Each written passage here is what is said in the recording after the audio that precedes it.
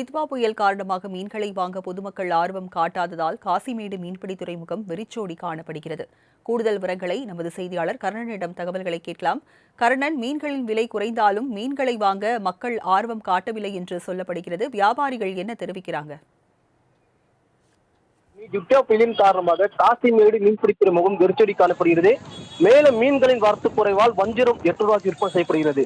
டித்வா புயலின் காரணமாக காசிமேடு மீன்பிடி துறைமுகத்தில் வழக்கத்திற்கு மாறாக பலத்த காற்று வீசி வருவதால் தாங்களது விசைப்படகுகளை பத்திரமாக கட்டி வைத்து உள்ள நிலையில் மீனவர்கள் யாரும் ஆழ்கடலுக்கு மீன்பிடிக்க செல்லாமல் இருந்து வந்த நிலையில் இன்று சிறிய வகை மீன்களே காசிமேடு மீன்பிடி துறைமுகத்திற்கு விற்பனைக்கு வந்தது.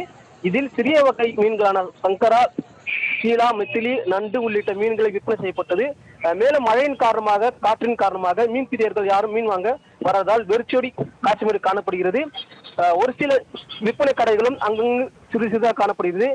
குறிப்பாக வஞ்சிரம், ஒவ்வால், பாறை உள்ளிட்ட பெரிய வகை மீன்களும் குறைந்த விலையில விற்பனை செய்யப்பட்டு வருகிறது. இன்றைய மீன்கள் விலைப்பட்டியல் வஞ்சிரம் 1 கிலோ 800 முதல் 1000, கொடுவா 600, ஷீலா 400, பால்சுரா 400, சங்கரா 1 கிலோ 300, பாறை 400, இறால் 1 கிலோ 300, நண்டு 1 கிலோ 300, காணாங்கத்தை 300.